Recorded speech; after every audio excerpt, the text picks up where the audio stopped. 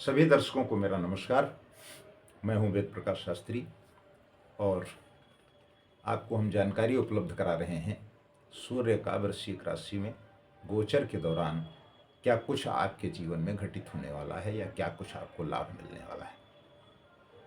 तो हम सभी राशियों का अलग अलग विश्लेषण करके आपको जानकारी उपलब्ध कराएंगे और उसी क्रम में हम आपसे बात कर रहे हैं मिथुन राशि के बारे में।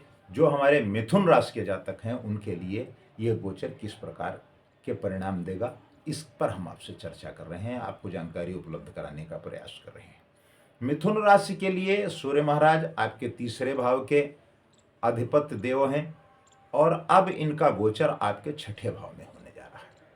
तो जब छठे भाव में गोचर होगा तो इस अवधि में आपको कैसे परिणाम मिलेंगे, इसके बारे में आपको जानकारी उपलब्ध कराने की कोशिश कर रहा हूं। इस अवधि में आपके द्वारा कार्यों में किए जा रहे प्रयासों में आपको सफलता की प्राप्ति होगी, जो कि आपके भीतर साहस और ऊर्जा का प्रादुर्भाव करेगा और उससे आपके जीवन में सकारात्मक परिणाम है।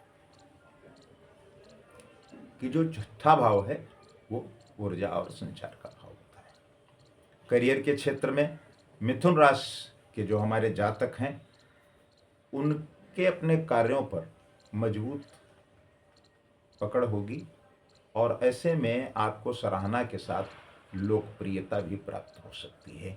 तो आपको अवसर का लाभ उठाना चाहिए।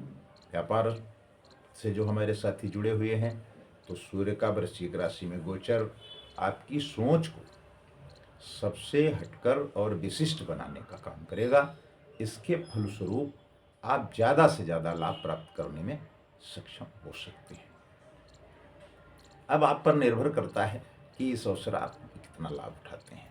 आर्थिक जीवन के बारे में अगर हम चर्चा आपसे करें तो ये जातक अपनी ज़रूरतों को पूरा करने के लिए कर्ज या फिर लोन भी ले सकते हैं और ऐसा जीवन में होता भी है कि हमें आवश्यकता है तो हमने लोन लिया या कर्ज लिया और अपने जीवन को आगे बढ़ाने में हम कारगर सिद्ध होते हैं।